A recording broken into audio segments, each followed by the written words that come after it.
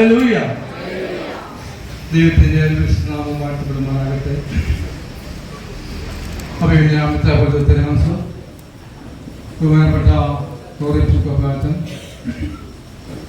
ബഹുമാനപ്പെട്ട വൈദ്യരെ, സഭാവിശ്വാസരായ ദേവദാസന്മാരെ, കൂടുതൽ വന്നിരിക്കുന്ന സഭാവിശ്വാസികളെ, എൻ്റെ ശ്രദ്ധ ശ്രമിക്കുന്ന എല്ലാ ദൈവമക്കൾക്കും യേശുനാഥനുള്ള സ്നേഹവന്ദനത്തെ ഈശ്വരൻ അർപ്പിക്കുക. ഭദ്രാസനത്തിന്റെ കൺവെൻഷന്റെ സമാപന സമയത്തേക്ക് വന്നിരിക്കുകയാണ്. കഴിഞ്ഞ രണ്ട് രാത്രികാലം പരിശുദ്ധ ദൈവം നമ്മെ സഹായിച്ചു. ദൈവത്തിന്റെ മാറ്റമില്ലാത്ത വചനത്തിന് കീഴിൽ ആയിരിക്കാനും ദൈവത്തെ കൂടുതൽ മനസ്സിലാക്കുവാനും ആത്മീയമായി നല്ല ഉയർച്ചയിലേക്ക് കടന്നു വരുവാനും സർവ്വശക്തനായ ദൈവം നമ്മെ സഹായിച്ചു. ഇന്ന് നമ്മുടെ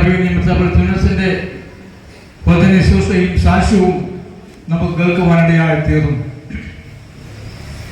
പരിക്ക് ഒരു പ്രചരണമുണ്ട്, തിരുമേനി പ്രായമായി ഓർമ്മയൊന്നുമില്ല എന്നൊക്കെ പ്രചരിപ്പിക്കുന്ന ഒരു സന്ദർഭമുണ്ട്. ഇന്നത്തെ സാക്ഷ്യം കേട്ടാൽ എവിടെയാണ് എനിക്ക് ഓർമ്മയില്ലാത്തത്? എത്രയോ വർഷങ്ങൾ മുമ്പുള്ള കാര്യമാണ് ഇന്ന് തിരുമേനി ഓർത്ത് പറഞ്ഞത്. ഒരുപാട് വർഷങ്ങൾ കഴിഞ്ഞു. അന്നുള്ളതായ സംഭവങ്ങൾ നമ്മൾ സ്ക്രീനിൽ കാണുന്നത് പോലെ തിരുമേനി നമ്മളോട് സംസാരിച്ചത് വളരെയധികം വരും തലമുറകൾക്കൊക്കെ അറിയുവാനുള്ള ഒരു കാഴ്ചപ്പാടും കൂടിയായിരുന്നു. പൊതുവിൽ പറഞ്ഞ് അങ്ങ് ഇല്ലാതാക്കുക, ഓർമ്മയില്ല ഒന്നുമില്ല. അതുകൊണ്ട് ഒരുപാട് ആൾക്കാർ മുതലെടുക്കുന്നുണ്ട്. ദൈവം അനുവദിക്കത്തില്ല, ഒരിക്കലും ദൈവം അനുവദിക്കത്തില്ല. നമ്മുടെ സഭയുടെ ജനത്തിന്റെ നായകനാണ് തിരുമേനി. ആ തിരുമേനി തളർന്നു പോകാൻ ഒരിക്കലും ദൈവം അനുവദിക്കത്തില്ല. അതിന് നമ്മൾ അനുവദിക്കത്തില്ല. നമ്മുടെ നിരന്തരമായ എല്ലാ വീട്ടുപാർക്കുകളിലും തിരുമേനിയെ കുറിച്ച് നമ്മൾ പ്രാർത്ഥിക്കണമേ എന്ന് പ്രത്യേകം ഓർപ്പിക്കുക. നമുക്ക് ഒരുമിച്ച് അല്പനിമിഷം കൂടെ ദൈവസ്ഥലിൽ നമുക്ക് ആയിരിക്കാം. ഇതിനുശേഷം ചെറിയ ചെറിയ ചെറിയ ചടങ്ങുകളൊക്കെ ഉണ്ട്. അതുകൂടെ കഴിഞ്ഞിട്ട് വേണം നമുക്ക് പോകുവാൻ എന്ന് ഓർപ്പിക്കാം. പ്രാരംഭമായിട്ട് ഞാനൊരു പ്രഖ്യാപനം നടത്താൻ പോകുന്നത് അടുത്ത വർഷത്തെ നമ്മുടെ കൺവെൻഷൻ 50ാം വർഷത്തെ കൺവെൻഷനാണ്, ജൂബിലി കൺവെൻഷനാണ്. അത് വളരെയധികം പൂർവാധികം ഭംഗിയായിട്ട് നടത്തുവാൻ നമ്മൾ കർത്താവിൽ ആഗ്രഹിക്കുന്നു. ഈ വർഷത്തിന്റെ 1-2 മാസങ്ങൾ കഴിയുമ്പോൾ അതിനെക്കുറിച്ചുള്ളതായ തീരുമാനങ്ങൾ നേരത്തെ തന്നെ എടുത്ത് നിങ്ങളെ ഓരോരുത്തരും അറിയിക്കും. നമ്മൾ ഉദ്ദേശിക്കുന്നത് ഒരു വർഷത്തെ പ്രോഗ്രാമാണ് തയ്യാറാക്കിയിരിക്കുന്നത്. അത് തിരുവല്ലയിലും ആലപ്പുഴയിലും കോട്ടയത്തും വെച്ച് നമ്മുടെ ഭദ്രാസനത്തിന്റെ മീറ്റിങ്ങുകൾ നടക്കും. നമ്മൾ 50ാം വർഷത്തിലേക്ക് പ്രവേശിക്കപ്പെട്ടിരിക്കുകയാണ്. കൺവെൻഷന്റെ ദൈവമക്കളുടെ വളരെ സഹകരണവും പ്രാർത്ഥനയുക്തവും ഉണ്ടായിരുന്നു. ഇനിയും നിങ്ങളുടെ പ്രാർത്ഥന ഭദ്രാസനത്തെ വെച്ച് പ്രാർത്ഥിക്കണം അപേക്ഷിക്കുകയാണ്. സമൂഹമൊക്കെ ഉയർന്നു പോകുന്നു, സഭകളൊക്കെ വളർന്നു പോകുന്നു. നാം തളർന്നു പോകാതെ തിരുമേനിയുടെ പിതാവിന്റെ ആ പാദങ്ങൾ സമർപ്പിച്ചുകൊണ്ട് നമുക്ക് ഐക്യത്തോടെ, സ്നേഹത്തോടെ, സന്തോഷത്തോടെ, ഒരുമയോടെ നമുക്ക് മുൻപോട്ട് പോകേണ്ടത് ആവശ്യമാണ്. നഷ്ടപ്പെട്ട നമ്മുടെ സ്ഥാനമാനങ്ങൾ നേടിയെടുക്കണം. നഷ്ടപ്പെട്ടു പോയ നമ്മുടെ കുഞ്ഞുങ്ങളുടെ ജോലികൾ നേടിയെടുക്കണം. അവരുടെ വിദ്യാഭ്യാസങ്ങൾ നേടിയെടുക്കണം. നല്ല നല്ല വീടുകൾ നമുക്കുണ്ടാകണം. നല്ല വാഹനങ്ങൾ നമുക്കുണ്ടാകണം. നമ്മുടെ ജീവിതം ആരും ആക്രമിക്കുവാൻ അനുവദിക്കരുത്. നമ്മുടെ സമൂഹത്തെ ആരും തകർക്കുവാൻ അനുവദിക്കരുത്. വളരുവാൻ ഇഷ്ടംപോലെ അവസരങ്ങൾ നമുക്ക് തന്നിരിക്കുന്നു. നാം പുറകോട്ട് പോകരുത്. ദൈവം നമ്മോട് കൂടെയുണ്ട്. ഇത് രാത്രികാലം നാം കുറച്ച് തീരുമാനമെടുത്ത് മുമ്പോട്ട് പോകണം. അതുകൊണ്ട് നമ്മുടെ ഭദ്രാസനത്തിന്റെ അടുത്ത വർഷത്തെ കൺവെൻഷൻ നമ്മളെല്ലാവരും ഉദ്ദേശിക്കുന്ന പോലെ തന്നെ നമ്മുടെ യൂണിറ്റ് കൺവെൻഷൻ ആയതുകൊണ്ട് ഈ സ്ഥലം നമുക്ക് പരിമിതമല്ല. മറ്റു തിരുവല്ല, കോട്ടയം ഒരു നല്ലൊരു ഓഡിറ്റോറിയം കൊടുത്ത് ഞാൻ കർത്താവിൽ ആഗ്രഹിക്കുന്നത് ഒരു ആഴ്ചത്തെ കൺവെൻഷൻ നടത്തണമെന്നാണ് ഞാൻ ആഗ്രഹിക്കുന്നത്. പ്രാർത്ഥിക്കാം, നമുക്ക് നടക്കും. പ്രാർത്ഥിച്ചാൽ അതിന്റെ ഫലമുണ്ടാകും. ദൈവത്തിൽ ഇങ്ങോട്ട് പ്രാർത്ഥിക്കാൻ തുടങ്ങിയാൽ നമുക്ക് നമ്മുടെ ഉള്ളിൽ ഒതുങ്ങാത്ത രീതിയിലുള്ളതായ അനുഗ്രഹങ്ങളാൽ ദൈവം നമ്മെ നിർത്തും. ഒരു ശാസ്ത്രങ്ങളെയും നമ്മെ പരാജയപ്പെടുത്തുവാൻ സമ്മതിക്കത്തില്ല. ഇതുവരെ നടത്തിയ ദൈവം ഇനിയും നടത്തുവാൻ തക്കവണ്ണം കഴിവുള്ള ദൈവം നമ്മുടെ കൂടെ ഉണ്ട്. ദൈവത്തിന് സ്തോത്രം. നാം നശിച്ചു പോകും, നഷ്ടപ്പെട്ടു പോകും, നാം തീരുമാനമുള്ളതായ പ്രതീക്ഷകൾ അനേകർക്കുണ്ടായിരുന്നു. അതിനാണ് ദൈവം നമ്മെ ഉയർത്തിക്കൊണ്ടുവന്നത്. അവനെ കാര്യം ഒന്ന് മാത്രമാണ്. നാം നഷ്ടപ്പെട്ടു പോകുവാനും നശിച്ചു പോകുവാനും ഒരിക്കലും അവനെ പിതാവ് ആഗ്രഹിച്ചില്ല. വളർന്നു വരുവാൻ തലമുറകളോ സമുദായങ്ങൾ വ്യക്തികൾ വളർന്നു വരുവാൻ മാത്രമാണ്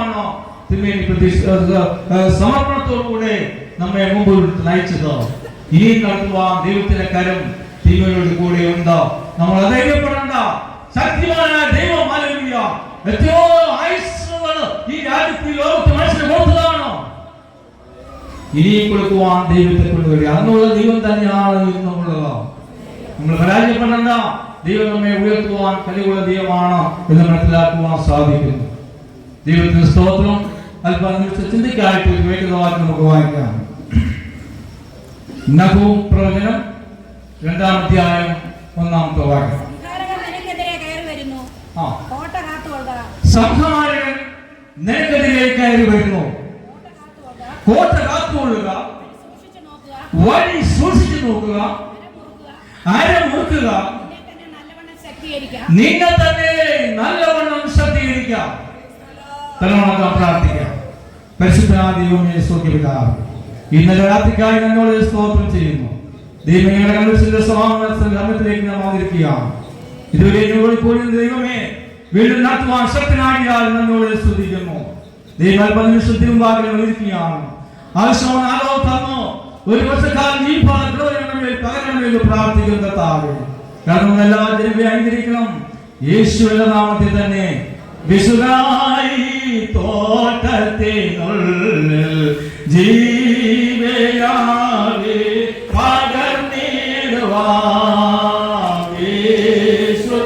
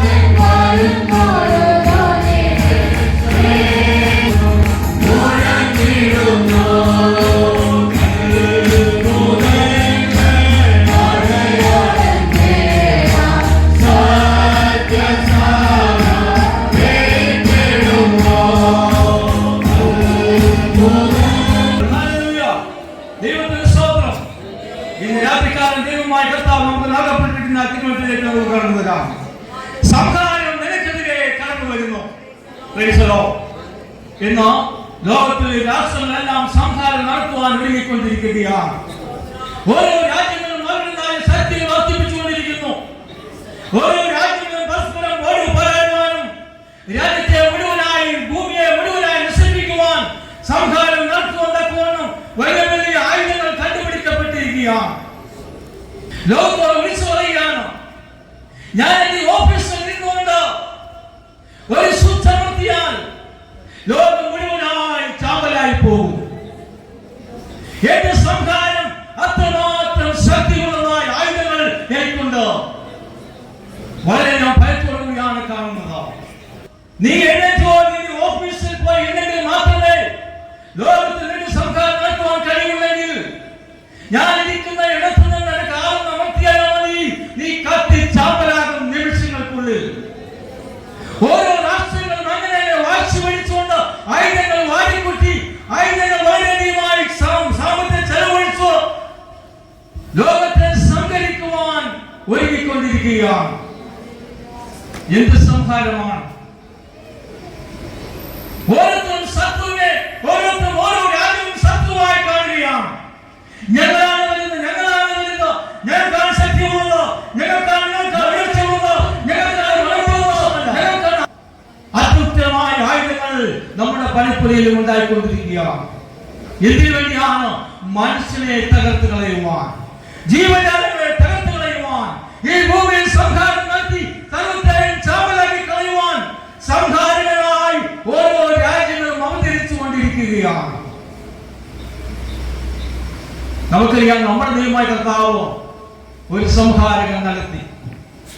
ഇവിടെ നഗോമവാചകൻ പ്രസ്താവിക്കുന്നതായ ഈ വാക്യം ദൈവത്തിന്റെ ദാസനായ യോന നിലവിൽ പ്രസംഗിക്കാൻ പോകുന്നതായ ഒരു പരമ സത്യമാണ്. പ്രധാനമായി നഹൂമിൽ കൂടി നിലവിലെ ജനത്തെ ഉത്പാദിപ്പിക്കുന്ന പരമ സത്യമാണിത്. ദൈവം സ്നേഹം തന്നെ, ദൈവം പാപിയെ സ്നേഹിക്കുന്നു, പാപത്തെ വെറുക്കുന്നു എന്നുള്ളതായ ഒരു അവലോകനമായ ഒരു പ്രവചനം നിലവിലേക്ക് യോന പ്രസംഗിക്കുവാൻ പോയി. എന്തുകൊണ്ടോ ദൈവ ജനമാകുന്ന നിലവിലെ ജനങ്ങൾ ദൈവത്തെ മനസ്സിലാക്കാതെ ദൈവത്താൽ അനുഗ്രഹം പ്രാപിച്ച ജനം ദൈവത്തെ മറന്നുപോയതുകൊണ്ട് ദൈവം തീരുമാനം വരുത്തി യോനായെ വിട്ടു, ഇതാ ഞാൻ നിലവിലെ നശിപ്പിക്കാൻ പോവുകയാണ്. ആ ചരിത്രങ്ങളെ നമുക്കറിയാം. യോന കടന്നുപോയി, പല വഴിയിലൂടെ കടന്നുപോയെങ്കിലും അവസാനം അവിടെ ചെന്നു, ജനത്തോട് സംസാരിച്ചു.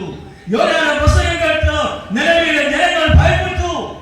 അവർ തീരുമാനമെടുത്തു, നമ്മുടെ രാജ്യം നശിക്കാൻ പോവുകയാണ്, നമ്മുടെ ദൈവം നശിക്കാൻ പോവുകയാണ്, നമ്മുടെ ദൈവത്തിന്റെ സംഹാരത്തിൽ നിന്നും നമ്മളെ രക്ഷിക്കുവാൻ ആർക്കും കഴിയത്തില്ല. നമ്മളെ രക്ഷിക്കുവാൻ നമ്മുടെ പ്രാർത്ഥനയല്ലാതെ മറ്റൊന്നുമില്ല. അതുകൊണ്ട് വിമർശിച്ചോളുക. ഓരോ ദിവസങ്ങളിലോ ഒരു മനുഷ്യനും ആഹാരം കഴിക്കാതെ, ഒരു ജന്തുവും ആഹാരം കഴിക്കാതെ, മൃഗങ്ങൾ ആഹാരം കഴിക്കാതെ, വെള്ളം കുടിക്കാതെ ഉടനെ പ്രാർത്ഥിച്ചോളം പറഞ്ഞു. നിലവിലെ ജനങ്ങൾ പ്രാർത്ഥിച്ചു. അവരുടെ ഭവനത്തിൽ അവരുടെ രാജ്യത്തിന്റെ പ്രാർത്ഥന ദൈവം കേട്ടു. ആ നാശത്തെ ദൈവം മാറ്റിക്കളഞ്ഞു. ഹല്ലേലൂയ. അയ്യോ നിനക്ക് സംഹാരം കടന്നു വരികയാണ്. നീ ഇപ്പോൾ പ്രാർത്ഥിക്കാതിരുന്നാൽ ആ സംഹാരം നിന്നെ നശിപ്പിക്കും. അത് ഉണർന്ന് പ്രാർത്ഥിച്ചുകൊള്ളുക. ദൈവത്തിന് സ്തോത്രം. വീണ്ടും നമ്മുടെ കർത്താവ് ഒരു സംഹാരം നടത്തി. എവിടെ? മിസ്രയീമിൽ. ജനത്തിന്റെ വിടുതലുമായി മോശമുഖാന്തരം നയിക്കപ്പെടുന്നതായ 10 ബാധയെ നമുക്ക് മനസ്സിലാക്കുവാൻ സാധിക്കുന്നുണ്ടോ? 9 ബാധകൾ കഴിയുമ്പോഴും പരമാവധി അല്പോൽപ്പം കുറഞ്ഞു വരികയാണെങ്കിലും ജനത്തെ വിട്ടയക്കുവാൻ താല്പര്യമില്ല. മോശയോട് പറഞ്ഞു ദൈവം, അയ്യോ മോശേ, ഇന്ന് രാത്രി നിന്നെ ഞാൻ വിടുവിക്കാൻ പോവുകയാണ്. ഹല്ലേലൂയ. ദൈവത്തിന്റെ വചനം സംസാരിച്ച് പ്രസംഗിച്ചതുപോലെ ദൈവത്തിന്റെ ജനത്തോട് പറഞ്ഞു, ഇന്ന് രാത്രി ദൈവം ഇസ്രായേലിന്റെ ദേശത്ത് സംഹാരം നടത്താൻ പോവുകയാണ്. നിങ്ങളുടെ ഭവനങ്ങളിൽ, ഇസ്രായേലിന്റെ ഭവനങ്ങളെല്ലാം ഒരേ കുഞ്ഞാടിനെ വീതം കൊല്ലണം. രക്തമടയാളമല്ലാത്തതായ ഭവനങ്ങളിൽ, രക്തം ധരിക്കപ്പെടുന്നതായ ഭവനത്തെ സംഹാരം മാറി നിൽക്കും. രക്തമടയാളമില്ലാത്ത ഭവനങ്ങളിൽ സംഹാരം നടത്താൻ പോവുകയാണ്. ദൈവത്തിന്റെ ജനം ദൈവത്തെ വളരെ ഭയത്തോടു കൂടിയാണ് കാണുന്നത്. ജനങ്ങൾ ഇസ്രായേലിലായപ്പോൾ അവരുടെ നിലവിലെയും കണ്ണുനീരും ദൈവം കണ്ടതാണ്. ഹല്ലേലൂയ. ദൈവത്തിന്റെ സംഹാരം മിസ്രയീമിൽ നടത്തി. അവിടെ ഒരു കാര്യം നമുക്ക് മനസ്സിലാക്കുവാൻ സാധിക്കുന്നത്, അവിടെ ദൈവം നടത്തിയ ശത്രു സംഹാരം ദൈവത്തെ സൂക്ഷിച്ചുകൊണ്ടുള്ളതായ ഒരു സംഹാരമാണ്. ഇന്ന് രാത്രി സർവ്വ ഇസ്രായേലിന്റെ ഭവനങ്ങളിൽ നിലവിലാൻ പോകുന്നു. ഞാൻ സംഹാരം അയക്കാൻ പോവുകയാണ്. ഈ ശത്രുവിന്റെ നടുവിൽ എന്റെ നിലവാരം ഇസ്രായേൽ കിടക്കുന്നു. ആ ശത്രുവിന്റെ നടുവിൽ അവരെ സംരക്ഷിച്ചുകൊണ്ട് ശത്രുവിന്റെ ഭവനങ്ങളിൽ സംഹാരം നടത്തുകയാണ്. ഹല്ലേലൂയ. ശത്രുവിന്റെ മുമ്പാകെ നമ്മെ വിശ്വസിക്കുന്ന ദൈവമാണ് നമ്മുടെ കർത്താവ്.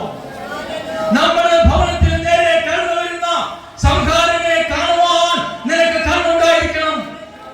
നിന്റെ ജീവിതത്തെ നശിപ്പിക്കുന്ന ശത്രുവിനെ കാണുവാൻ നിനക്ക് ആത്മീയ കണ്ണ് തെളിയിച്ചേ മതിയാകുള്ളൂ. നിന്റെ സഭയെ തകർക്കുവാൻ സംഹാരം ഇറങ്ങിയിരിക്കുന്നെങ്കിൽ അതിനെ നീ ദൂരത്തുനിന്ന് കാണണം. അതിന് നീ ആത്മീയ കണ്ണുകളെ തുറക്കേണ്ടത് ആവശ്യമാണ്. ഹല്ലേലൂയ. ദൈവത്തിന് മഹത്വം ഉണ്ടാകട്ടെ. ദൈവത്തിന്റെ സംഹാരം ഇസ്രായേലിൽ ആഞ്ഞടിച്ചു. നമ്മൾ ആരും പ്രതീക്ഷിക്കുന്ന അപ്പുറമായി ദൈവം എന്ത് ചെയ്യുന്നറിയാമോ? ഓരോ ഇസ്രായേലിന്റെ ഭവനങ്ങളിൽ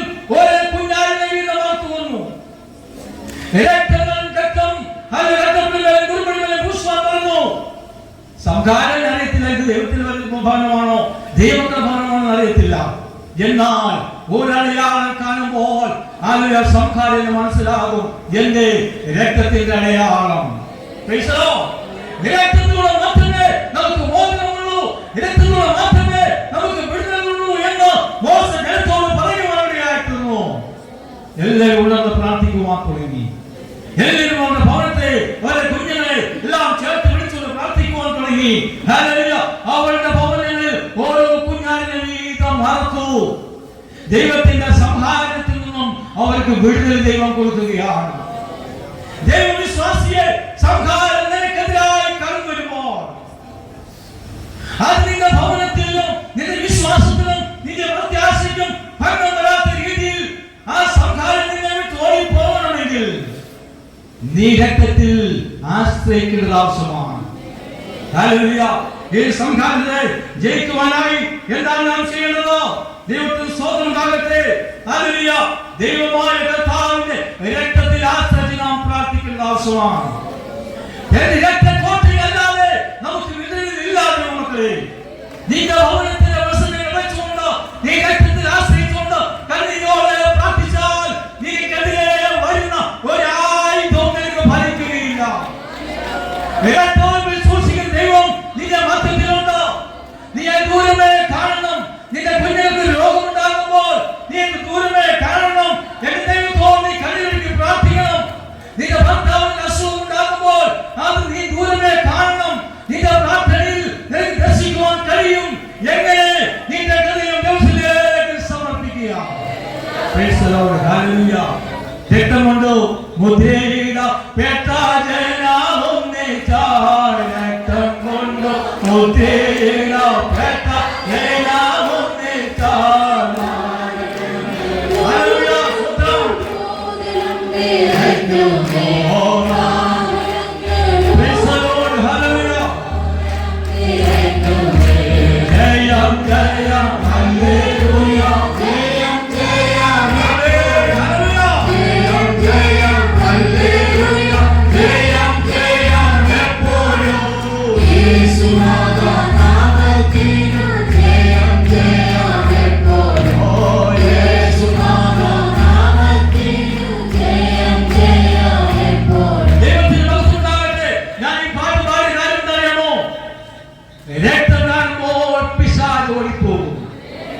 ഇനി നമുക്ക് രക്തമാക്കാൻ കാണിക്കുവാൻ നമുക്ക് കഴിയത്തില്ല.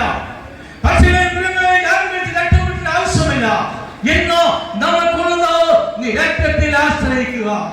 കാൽവരിക്കുരിശിൽ യാഗമായി തീർന്ന, പാപത്തിന്റെ പരിഹാരമായി തീർന്ന യേശുവിന്റെ രക്തത്തിൽ ആശ്രയിച്ചുകൊണ്ട് നീ ഗാനം പാടി പ്രാർത്ഥിച്ചാൽ സർവ്വ ശത്രുവിന്റെയും സംഹാരം നമ്മൾ നടക്കാൻ കഴിയും. ദൈവത്തിന് മഹത്വം ഉണ്ടാകട്ടെ. അങ്ങനെ ശത്രുവിന്റെ സംഹാരത്തെ നിനക്ക് ജയിക്കുവാൻ കഴിയും. നിന്റെ കണ്ണുകൾ നിന്റെ കണ്ണുകൾ പ്രകാശിക്കണം. നിന്റെ അന്ധത മാറ്റണം. നിന്റെ ജീവിതത്തിൽ ദൈവത്തിന് കൂടുതൽ സമർപ്പണം വേണം, കൂടുതൽ ആശ്രയിക്കണം. എന്റെ ദൈവം എന്നെ തകർക്കുവാൻ കഴിയത്തില്ല. ഞാൻ ദൈവത്തിന്റെ വൈദ്യനാണ്, ഞാൻ ദൈവത്തിൽ വിശ്വസിക്കുന്നവനാണ്. എന്റെ കർത്താവിന്റെ രക്തക്കൂട്ടിൽ എന്റെ ഭവനത്തെ സൂക്ഷിക്കുമെന്നുള്ള ഒറ്റ വിശ്വാസം നിനക്കുണ്ടെങ്കിൽ ദൈവവൈദ്യനെ നീ വിജയിക്കുവാൻ ഇടയായിത്തീരും. യേശു കർത്താവ് നിരസിക്കുവാൻ, നിന്റെ ഭവനത്തെ വിടുവിക്കുവാൻ, നിന്റെ ഭവനത്തിലെ ബന്ധനങ്ങൾ അഴിക്കുവാൻ, നിന്റെ ജീവിതത്തിലെ കെട്ടുപാടുകൾ അഴിക്കുവാൻ, നിന്റെ തകർച്ചയെ മാറ്റുവാൻ, നിന്റെ ബലമുള്ള കാര്യങ്ങളിൽ കർത്താവിനെ പൂർണ്ണമായി സമർപ്പിച്ചുകൊണ്ട് നീ ഒന്ന് പ്രാർത്ഥിച്ചേ. ഒരു വൈദ്യന്റെയും വഴക്കെ പോകേണ്ടതായ കാര്യമില്ല. എന്തുകൊണ്ടാണ് നീ ഓടുന്നത്? എന്തുകൊണ്ടാണ് പോകുന്നത്? വിശ്വാസത്തിന്റെ പരിശോധന വളരെ കുറവാണ്. വിശ്വാസത്തിന് കുറവാണ്. ഇന്ന് രാത്രി ദൈവത്തിൽ ആശ്രയിച്ചുകൊണ്ട് രക്തത്തിൽ നിന്ന് ആശ്രയിച്ചാട്ടെ. സംഹാരം നിനക്കെതിരെ കടന്നു വരുന്നു. രണ്ടാമത്തെ വായിക്കുന്നത് കോട്ട കാത്തുകൊള്ളുക. ഹല്ലേലൂയ. പലർക്കും ആകുന്ന കോട്ടകളുണ്ട്. ദൈവത്തിന് സ്തോത്രം ഉണ്ടാകട്ടെ. രാജ്യങ്ങളിൽ ശത്രുവിനെ നേരിടുവാൻ വളരെ സൈനികർ ഓരോരുത്തരും ഉണ്ട്. പഴയ കാലങ്ങളിൽ രാജാക്കന്മാർ ഓരോ കോട്ടകൾ ഉണ്ടാക്കും. എന്തിനറിയാമോ? പിശാച് ശത്രുവിനെ അതിനടുത്തേക്ക് കടത്തിവിടാൻ, അവനെ തകർക്കുവാനുള്ള കോട്ട. ഇവിടെ ദൈവമക്കളെ കോട്ട ഏതാണ്?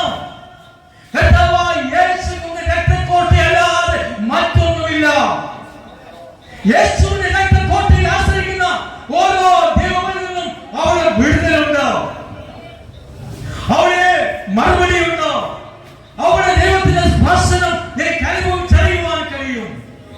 നിന്റെ കോട്ട, നിന്റെ വിശ്വാസ കോട്ടയെ നീ കാത്തുകൊള്ളണം. വിശ്വാസ കോട്ടയെ തകർത്ത് കളയുവാൻ നീ അനുവദിക്കരുത്. ദൈവത്തിന് സ്തോത്രം. ഈ കോട്ടയിലും മറഞ്ഞ ഒരു ഭവനത്തിലും സംഹാരകൻ കടന്നില്ല. നമ്മൾ കണ്ടതാ. കുഞ്ഞാടിന്റെ രക്തക്കോട്ടയ്ക്കുള്ളിൽ അതിലെ കവർ ചെയ്തതായ ഭവനങ്ങളിൽ സംഹാരം നടന്നില്ല. എന്റെ രാത്രിക്കാർ നിന്റെ ഭവനത്തിന് ഒരു രക്തക്കോട്ട ആവശ്യമാണ്. നിന്റെ വിശ്വാസത്തിന്റെ പ്രാർത്ഥനയുടെ മതിൽ ഒരിക്കലും നഷ്ടപ്പെടുവാൻ അനുവദിക്കരുത്. എന്ത് ചെയ്യണം? ഏലിയാവ് പണിതുപോലെ ഒരു പ്രാർത്ഥന യാഗപീഠം നിന്റെ ഭവനത്തിൽ ഉണ്ടാക്കണം. ഏലിയാവ് പ്രാർത്ഥന നോക്കിയപ്പോൾ അവന്റെ യാഗപീഠം എല്ലാം ഇടിഞ്ഞു കിടക്കുകയാണ്. ഇടിഞ്ഞ പൊളിഞ്ഞു കിടക്കുന്ന ആലയത്തിൽ എങ്ങനെയാണ് പ്രാർത്ഥിക്കാൻ പോകുന്നത്? ഇടിഞ്ഞ പൊളിഞ്ഞു കിടക്കുന്ന ഭവനത്തിൽ എങ്ങനെയാണ് പ്രാർത്ഥിക്കുന്നത്? നോക്കിയപ്പോൾ തകർന്നു കിടക്കുന്ന യാഗപീഠത്തെ ഒന്ന് പുതുക്കി പണിതു. തകർന്നു പോയ കല്ലുകളെല്ലാം ചേർത്ത് വെച്ചു. അനേക കല്ലുകൾ ഉണ്ടായിരുന്നു തകർന്നു പോയത്. അതെല്ലാം ദൂരീകരിച്ച് രേഖപ്പെടുത്തി ഒരു യാഗപീഠം പണിതു. അവസാനമായി സ്നേഹത്തിന്റെ കല്ല് പെറുക്കി വെച്ചു. പിന്നെ പ്രാർത്ഥനയുടെ കല്ല് പെറുക്കി വെച്ചു. സഹോദരനെ സ്നേഹിക്കണമെന്നുള്ള കല്ല് കെട്ടി വെച്ചു, പെറുക്കി വെച്ചു. ഭവനങ്ങളിൽ സമാധാനം ഉണ്ടാകുവാൻ ദൈവത്തിൽ ആശ്രയിക്കുന്ന ഒരു കല്ല് കഴിച്ചു. അങ്ങനെ പല കല്ലുകൾ കൊണ്ട് പണിയപ്പെട്ടതായ യാഗപീഠത്തിന് പണി പൂർത്തി കഴിഞ്ഞപ്പോൾ ദൈവത്തിന്റെ തീ ഇറങ്ങുവാൻ തുടങ്ങി. ഇന്ന് രാത്രി പ്രാർത്ഥിക്കുന്ന ദൈവത്തിൽ മനസ്സിലാക്കരുത്. ഇന്ന് രാത്രി ദൈവത്തിന്റെ കൃപ നമുക്ക് പ്രാപിക്കുകയും മടങ്ങി പോകാവുള്ളൂ. നമ്മുടെ സ്നേഹത്തിന്റെ കല്ലുകൾ ചേർത്ത് വെച്ച്, നമ്മുടെ പ്രാർത്ഥനയുടെ കല്ലുകൾ ചേർത്ത് വെച്ച് നമ്മുടെ മനസ്സ് ദൈവത്തിൽ ആശ്രയിക്കാനുള്ള ആ ഒരു തീരുമാനം എടുക്കേണ്ട ആവശ്യമാണ്. യേശുവിന്റെ രക്തക്കോട്ടയിൽ നാം അകപ്പെടേണ്ടത് ആവശ്യമാണ്. ദൈവത്തിന് സ്തോത്രം. കോട്ട കാത്തുകൊള്ളുക. നമ്മുടെ സംരക്ഷണ വലയം നമ്മൾ ഉറപ്പിച്ച് നിർത്തേണ്ടത് ആവശ്യമാണ്. ഒരു സഭയുടെ സംരക്ഷണ വലയം എന്നുള്ളത്, അവരുടെ കോട്ട എന്നുള്ളത് ആ സഭയുടെ യൂത്ത് ഫെലോഷിപ്പാണ്. യൗവനക്കാരും യോദ്ധാക്കളാണ്. ആ ഒരു സഭയിൽ യൗവനക്കാരും ഉണ്ടെങ്കിൽ യൂത്ത് ഫെലോഷിപ്പിനെ ഉയർത്തിക്കൊണ്ടുവരാൻ കഴിയും. അവർ സഭയുടെ ശക്തിയാണ്. ഒരു നല്ല ഉണർവുള്ളതായ പ്രത്യാശമുള്ളതായ യൗവനക്കാരുണ്ടെങ്കിൽ ഒരു സമയം തകർന്നു പോകത്തില്ല, ഒരു സമയം വിശ്വാസത്തെ പുറകോട്ട് പോകത്തില്ല. നമ്മുടെ യൗവനക്കാരൊക്കെ എവിടെയാണ്? മാതാപിതാക്കന്മാര് നിങ്ങളുടെ മക്കളെ കൂടെ ശ്രദ്ധിക്കേണ്ടത് ആവശ്യമാണ്. ആത്മീയ കാര്യത്തിന് വേണ്ടി നിങ്ങൾ മക്കളെ സമർപ്പിക്കണം. നിങ്ങളുടെ കോട്ടയുടെ മതിലുകൾ പൊളിച്ചു കളയുവാൻ നിങ്ങൾ അനുവദിക്കരുത്. നമ്മുടെ ഒരു ഭവനത്തിന്റെ കോട്ട എന്താണ്? അവരുടെ മക്കളാണ്. യൗവന യോദ്ധാക്കളാകുന്ന മക്കളുണ്ടെങ്കിൽ ഒരു ഭവനം നശിച്ചു പോകത്തില്ല. അനേക ഭവനങ്ങളിൽ അപ്പനും അമ്മയും കരയുകയാണ്, മാതാപിതാക്കൾ കരയുകയാണ്. അല്ല അച്ഛാ, അല്ല ഉദ്ദേശിച്ച് എന്റെ മോന് വേണ്ടി പ്രാർത്ഥിക്കണം, എന്റെ മോൾക്ക് വേണ്ടി പ്രാർത്ഥിക്കണം. എന്താ ഇതാ തകർന്ന തരിപ്പണമായി കണ്ടിരിക്കുന്നു. എന്റെ ഭവനത്തിലെ കോട്ട തകർന്നുകൊണ്ടിരിക്കുകയാണ്. നീ അച്ഛനോട് ഉദ്ദേശം പറയുന്നതോടൊപ്പം തന്നെ നീ നിന്റെ മക്കൾക്ക് വേണ്ടി കരഞ്ഞേ. ഇന്ന് നമുക്ക് അച്ഛന്മാർക്കും ഉപദേശിമാർക്കും വളരെ ക്ഷാമമാണ്. പഴയ കാലങ്ങളിൽ പ്രാർത്ഥിക്കുന്ന മാതാക്കൾ ഉണ്ടായിരുന്നു, പഴയ പിതാക്കന്മാരുണ്ടായിരുന്നു. അവർ ജനിക്കുമ്പോൾ തന്നെ ഒരു മകനെ ദൈവത്തിന് സമർപ്പിക്കുമായിരുന്നു. അങ്ങനെയാണ് ഇവർ നിൽക്കുന്ന ഓരോ ദേവദാസന്മാരും ദൈവവേദിയിൽ വന്നത്. അവർക്കൊരു നായാദ്യമായി ദൈവം കൊടുക്കുമ്പോൾ അവനെ ദൈവത്തിന് വേണ്ടി സമർപ്പിക്കും. നീ മനസ്സോടെ എങ്ങനെ സമർപ്പിച്ചാൽ ഒരു ശക്തിയും അവനെ തകർക്കത്തില്ല. അവൻ വളർന്നു വരും, ദൈവത്തിൽ ആശ്രയിക്കും. നിന്റെ ഭവനത്തിൽ ഒരു ഉപദേശം ഉണ്ടാകും, ഒരു അച്ഛനുണ്ടാകും, ഒരു തിരുമേനി ഉണ്ടാകും. നീ ദൈവത്തിൽ സമർപ്പിക്കണം. അതിന് എന്താണ് ചെയ്യേണ്ടത്? ഇപ്പോൾ നടക്കുന്ന സംഭവം എന്താണ്? നിന്റെ ഭവനത്തിലെ കോട്ടകളെ നീ തകർത്തുകൊണ്ടിരിക്കുകയാണ്. അപ്പോൾ നമ്മൾ മനസ്സിലാക്കണം, എന്റെ ഭവനത്തിന്റെ ശക്തിയെ ഞാൻ തകർത്തുകൊണ്ടിരിക്കുന്നു. എന്റെ മക്കളെ ഞാൻ അവരുടെ ബോധിച്ചോണ്ട് വിടുകയാണ്, അവരുടെ തീരുമാനത്തിൽ വിടുകയാണ്. സൺഡേ സ്കൂൾ പഠിപ്പിക്കാൻ പോലും കുഞ്ഞുങ്ങളെ വിടാത്ത സഭകളുണ്ട്. ദൈവവചനം ആദ്യമായി മുന്നിൽ ചെല്ലുമ്പോൾ അത് ഫലം കായ്ക്കുവാൻ ഇടയായിത്തീരും. ദൈവവചനം ആദ്യമായി ഹൃദയത്തിൽ പതിഞ്ഞാൽ അതൊരിക്കലും ഒരു ശത്രുവും എടുത്തുകൊണ്ട് പോകത്തില്ല. മുള്ളുകളുടെ ഇടയിൽ വീണ വചനം പോലെയാകത്തില്ല. പാറയുടെ മുന്നിൽ വീണതായി വചനം പോലെയാകത്തില്ല. നല്ലവണ്ണം നീലത്തെ വീണ വിത്ത് പോലെ വളരുവാനിടയായിത്തീരും. നിന്റെ കുഞ്ഞുങ്ങളെ സമർപ്പിക്കണം. നിന്റെ മക്കളെ ദേവസേനയ്ക്ക് വേണ്ടി ഒരുക്കണം. എന്നാൽ നിന്റെ കോട്ട തകർന്നു പോകാതെ ഹല്ലേലൂയ ശക്തിയോടെ ഇരിക്കും. ദൈവത്തിന് സ്തോത്രം ഉണ്ടാകട്ടെ. നിന്റെ കോട്ടയെ കാത്തുകൊള്ളുക. പിന്നെ എന്താണ് പറയുന്നത്? നിന്റെ വഴിയെ സൂക്ഷിച്ചു നോക്കുക. ദൈവത്തിന് സ്തോത്രം. ഇന്ന് അനേക വഴികൾ നമ്മുടെ മുമ്പിൽ തോന്നിച്ചിട്ടുണ്ട്. നല്ല വഴികളോ വിധുള്ള വഴികളോ ഏത് രീതിയിൽ ജീവിക്കേണ്ട വഴികൾ ഇന്ന് ലോകത്തിലുണ്ട്. നീ തിരഞ്ഞെടുക്കേണ്ട വഴി ഏതാണ്? നീ സൂക്ഷിക്കേണ്ട വഴി ഏതാണ്? ദൈവമില്ലാത്ത ജീവിതം ഒരിക്കലും നമുക്ക് ചിന്തിക്കാൻ പോലും കഴിയത്തില്ല. നിന്റെ വഴിയെ നീ സൂക്ഷിക്കണം. നീ നടക്കേണ്ട വഴി നീയാണ് സൂക്ഷിക്കേണ്ടത്. ഹല്ലേലൂയ. ദൈവത്തിന് സ്തോത്രം. തകർന്നു പോകുന്ന വഴിയാണെങ്കിൽ അതിനെ എടുക്കരുത്. നിന്റെ ജീവിതത്തെ നശിപ്പിക്കുന്ന വഴിയാണെങ്കിൽ നീ അതിൽ ഒരുങ്ങരുത്. ഇന്ന് യൗവനക്കാർക്ക് തെറ്റിപ്പോകുവാൻ ഒരുപാട് വഴികളുണ്ട്. എന്തിനു യൗവനക്കാരെ പറയുന്നു? മാതാപിതാക്കന്മാർ എത്രയോ വഴിയെ സൂക്ഷിക്കാതെ തകർന്നു പോകുന്നു. ഒരു രീതിയിൽ നമുക്ക് ചിന്തിക്കുവാൻ കഴിയത്തില്ല. അത്രമാത്രം വളരെ വളരെ അപകടത്തിലേക്ക് പോയിക്കൊണ്ടിരിക്കുകയാണ്. നിന്റെ വഴിയെ നീ സൂക്ഷിക്കണം. ഹല്ലേലൂയ. നിന്റെ വഴിയെ നീ സൂക്ഷിക്കുന്നില്ലെങ്കിൽ നിനക്കൊരു ലക്ഷ്യം ഉണ്ടാകത്തില്ല. ഹല്ലേലൂയ. നീ ഏത് വഴിയാണ് നീ സ്ഥിരമാക്കേണ്ടത്? ഏത് വഴിയാണ് നീ മനസ്സിലാക്കേണ്ടത്? ദൈവവചനം നമുക്ക് അനേക വഴികളെ തുറന്നു തരുന്നുണ്ട്. ദൈവത്തിന് സ്തോത്രം ഉണ്ടാകട്ടെ. ഹല്ലേലൂയ. നിന്റെ വഴിയെ സൂക്ഷിക്കുക. ഒരു വാക്യം വായിക്കാം. സദൃശവാക്യം 16-25 വാക്യം നമുക്ക് വായിക്കാം. ചിലപ്പോൾ ഒരു വഴി മനുഷ്യന് ചൊവ്വായി തോന്നും, അതിന്റെ അവസാനമോ മരണവഴി അത്രേ. ദൈവത്തിന് സ്തോത്രം. നമുക്കെല്ലാവരും നടക്കുന്നതായ വഴി എല്ലാം നല്ലതായിട്ട് നമുക്ക് തോന്നും. ഇതിലെ വഴി നല്ല കാര്യമാണ്. സ്കൂളിൽ പഠിക്കുന്ന പിള്ളേർക്കാണെങ്കിൽ വീട്ടിൽ നിന്ന് ഇറങ്ങി കോളേജിൽ പോവാന്ന് പറയും. അവരുടെ വഴി കൽപ്പം വ്യത്യാസമുണ്ടോ? അവർ ആ കോളേജിൽ പോകുന്ന വഴി തന്നെ നേരെ പോകാതെ വളരെ വഴി കൂടെ പോയി സിനിമാ തിയേറ്ററിലേക്ക് ചെന്ന് ചെയ്യും. അല്ലെങ്കിൽ മദ്യഷാപ്പിലേക്കോ മയക്കുമരുന്നിലേക്കോ അങ്ങനെ നശിക്കാനുള്ളതായ കാര്യങ്ങളിലേക്കെല്ലാം ചെന്നു പോകും. എന്തുകൊണ്ടോ? നേരെയുള്ള വഴിയെ തിരഞ്ഞെടുക്കുവാൻ കഴിയുന്നില്ല. അനേക വിശ്വാസികൾ തങ്ങളുടെ വഴികളെ സൂക്ഷിക്കുന്നില്ല. പോകുന്നതായ പാത ഏതാണെന്ന് മനസ്സിലാക്കാതെ പോകുന്നതെല്ലാം അങ്ങനെ പോവുകയാണ്. ദൈവം നിനക്ക് ആരാധിക്കുവാൻ മനോഹരമായ ദേവാലയത്തെയും അതിൽ സൂക്ഷിക്കുന്നതായ വഴികളെയും സഹോദരത്തെ നമുക്ക് തന്നിട്ടുണ്ട്. അതൊന്നും ഞങ്ങൾക്ക് വേണ്ട. ഞങ്ങൾക്ക് ഈ സമൂഹത്തിൽ കാണുന്നതായ പുറമെ കാണുന്നതായ ആ വിശ്വാസങ്ങൾക്ക് മതി. യഥാർത്ഥ ദൈവത്തെ ഞങ്ങൾക്ക് വേണ്ട. ഇന്ന് ഓരോ ദൈവങ്ങളും ഉയർന്നുകൊണ്ട് വളർന്നുകൊണ്ടിരിക്കുകയാണ്. മാനുഷിക ദൈവങ്ങളുടെ ഒരു കോട്ട തന്നെ ഇന്ന് സമൂഹത്തിലുണ്ട്. ജീവനുള്ള ദൈവത്തെ ഞങ്ങൾക്ക് വേണ്ട. ഇന്ന് പ്രഥമശിഷ്യാൽ കാണുന്ന ദൈവത്തെ ഞങ്ങൾക്ക് മതി. വിശ്വാസിയെ നിന്റെ പാത ഏതാണെന്ന് ഇന്ന് രാത്രി നീ മനസ്സിലാക്കിക്കൊള്ളണം. ഹല്ലേലൂയ. നിന്റെ പാതയെ നിന്റെ വഴിയെ നീ സൂക്ഷിക്കുക. നിന്റെ വഴിയെ സൂക്ഷിച്ചില്ലെങ്കിൽ നീ തകർന്നു പോകും. നമുക്ക് വായിച്ചു കണ്ടല്ലോ, ദൈവത്തിന്റെ കോട്ടയ്ക്കുള്ളിൽ മറന്നിരുന്നാൽ നിനക്ക് രക്ഷപ്പെടുവാൻ കഴിയും. ദൈവത്തിന്റെ കോട്ടയ്ക്കുള്ളിൽ എങ്ങനെ മറന്നിരിക്കുന്നതോ അത്യന്ത മറവിൽ വസിക്കുകയും സർവശക്തനെ പാർക്കുകയും ചെയ്യേണ്ടവന് ഒരു ദോഷവും ഉണ്ടാകത്തില്ല. ദൈവത്തിന് മഹത്വം ഉണ്ടാകട്ടെ. ദൈവത്തിന് സ്തോത്രം. അത്യുന്നതങ്ങളിൽ ഏത് വ്യക്തിക്കും അഭയമുണ്ട്. അതാണ് നമ്മുടെ ജീവിത വഴി. ഹല്ലേലൂയ. ഏത് വഴി നീ തിരഞ്ഞെടുക്കണം? നടക്കേണ്ട വാതി നീ തിരഞ്ഞെടുക്കണമോ? നിന്റെ ജീവിതത്തിലേക്ക് തന്നിരിക്കുന്ന ഒരു ചോയ്സാണ്. ഇന്ന് രാത്രി നമ്മൾ മനസ്സിലാക്കുന്നത് ഏക വഴിയാണ്. അത് ദൈവത്തിലേക്കുള്ള വഴിയാണ്. ഈ വഴിയെ നീ സൂക്ഷിച്ചു വേണം പോകുവാൻ. നീ മനസ്സാന്തപ്പെട്ടതാണ്, സ്നാനപ്പെട്ടതാണ്, സാക്ഷ്യപ്പെടുന്നതാണ്, പ്രാർത്ഥിക്കുന്നവനാണ് എന്നൊക്കെ പറഞ്ഞൊരു കാര്യമില്ല. നിന്റെ വിശ്വാസത്തെ നീ പരിശോധിക്കണം. എന്റെ നടപ്പ് ദൈവത്തെ ചുവടുകളിൽ തന്നെയാണോ?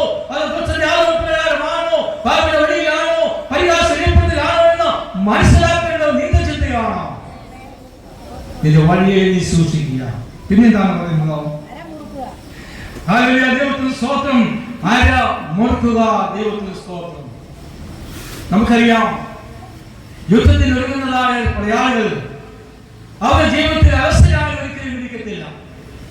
നമ്മുടെ ഈ പ്രധാന കാര്യങ്ങളുണ്ട്, നമുക്കറിയാം.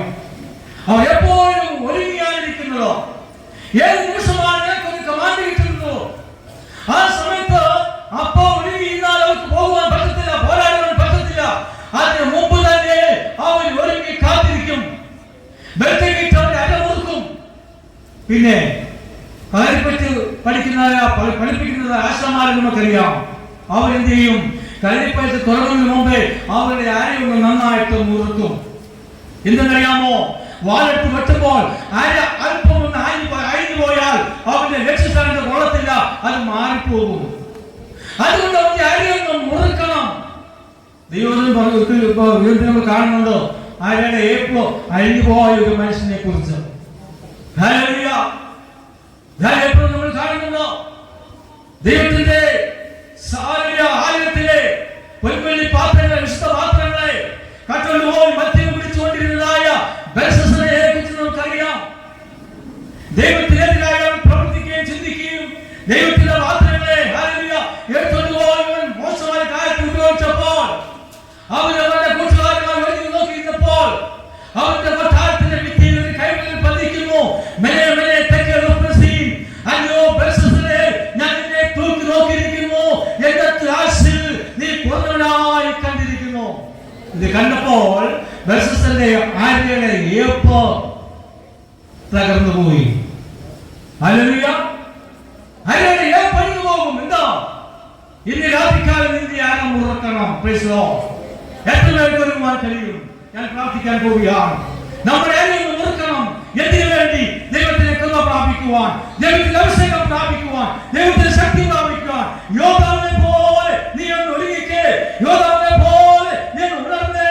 നീ മടങ്ങിയിരിക്കുവാൻ അല്ല. അതിലെ സമുദായങ്ങൾ പിന്നെ ഉണർവിലേക്ക് പോയിക്കൊണ്ടിരിക്കുന്നു. നമ്മളിപ്പോഴും തന്നിരിക്കുന്ന അവസ്ഥയിൽ നിന്ന് മാറണം.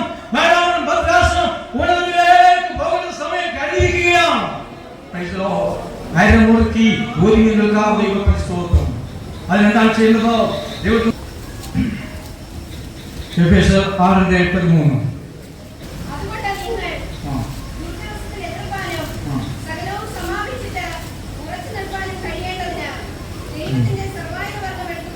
മതി. ദൈവത്തിന് സ്തോത്രം ഉണ്ടാകട്ടെ. എന്തിനു വേണ്ടിയാണ് നിന്റെ ആരം മുറുക്കുവാൻ ദൈവമായ കർത്താവ് നമുക്ക് തരുന്നത്? ചില ആയുധങ്ങളെ നീ ശേഖരിക്കേണ്ടത് ആവശ്യമാണ്. നിന്റെ ആരം മുറുക്കുവാൻ തക്കവണ്ണം അവിടെ ഏതാണ്ട് 9 കൂട്ടം ആയുധങ്ങൾ നമുക്കത് കാണുവാൻ സാധിക്കുന്നുണ്ട്. സമയമില്ലാത്തതുകൊണ്ട് ഞാൻ വായിക്കുന്നില്ല, നിങ്ങൾ വിട്ടുപോയി വായിച്ചു കൊള്ളുക. എന്തിനു വേണ്ടി അറിയാമോ? ആരം മുറുക്കി ദൈവത്തിന് വേണ്ടി പ്രവർത്തിക്കുവാൻ. ദൈവത്തിന് മഹത്വം ഉണ്ടാകട്ടെ. ആരും ജീവന്റെ വഴിയിലേക്ക് പ്രവേശിച്ച എല്ലാവരും പോർക്കളത്തിലാണ് പ്രവേശിച്ചിരിക്കുന്നത്. അവർ സന്തോഷത്തോടെ ദൈവത്തിന്റെ സർവ്വായുധ വർഗം ധരിക്കേണ്ടത് ആവശ്യമാണ്. ദൈവത്തിന്റെ ആയുധം ധരിക്കുന്നില്ല എങ്കിൽ ദൈവമേ നീ പരാജയപ്പെട്ടു പോകും. ഹല്ലേലൂയ! അരമുറുക്കുക, സത്യം കെട്ടുക. ഹല്ലേലൂയ! നിന്റെ സുശക്തിയുടെ കാലുകളെ ചെരുപ്പുകൾ അണിയുക. എന്തിനു വേണ്ടി? ദൈവവചനത്തിന് വേണ്ടി നിലനിൽക്കുവാൻ. കാരണം നിന്നെ ശത്രു തകർക്കുവാൻ അനുവദിക്കരുത്. നിന്റെ ആയുധമുണ്ടെങ്കിൽ, നിന്റെ ആയുധങ്ങൾ ഉണ്ടെങ്കിൽ ഒരു ശത്രു നിന്നെ അതിന്റെ നേരെ കടന്നു വരത്തില്ല.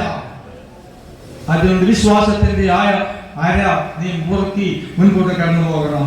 അവസാനത്തെ വാക്യം ഒന്ന് വായിക്കാം. നിന്നെ തന്നെ നല്ലവണ്ണം ശക്തീകരിക്കാം. ദൈവത്തിന് മഹത്വം ഉണ്ടാകട്ടെ. ശക്തി പ്രാപിച്ചല്ലാതെ ദൈവമക്കൾക്ക് മുമ്പോട്ട് ജീവിക്കുവാൻ കഴിയത്തില്ല. ഹല്ലേലൂയ! ദൈവത്തിന് മഹത്വം ഉണ്ടാകട്ടെ. നമ്മെ തന്നെ നല്ലവണ്ണം ശക്തീകരിക്കുക. വിശ്വാസി വിശ്വാസത്തെ തളർന്നു പോകാതെ മുന്നേറുവാൻ ആത്മശക്തി ധരിക്കേണ്ടത് ആവശ്യമാണ്. ഈ ആത്മശക്തി എവിടെ നിന്ന് വരുന്നു? ഉയരത്തിൽ നിന്ന് വരുന്നു. ഒരു വാക്യം നമുക്ക് വായിക്കാം. യെശയ്യാവ് 40-ാമത്തെ വാക്യത്തിൽ അവിടെ നമ്മൾ പ്രാപിക്കുന്നതായ ശക്തിയെ കാണുവാൻ കഴിയുന്നുണ്ട്. വായിക്കാം. യെശയ്യാവ് 40-ാമത്തെ വാക്യം.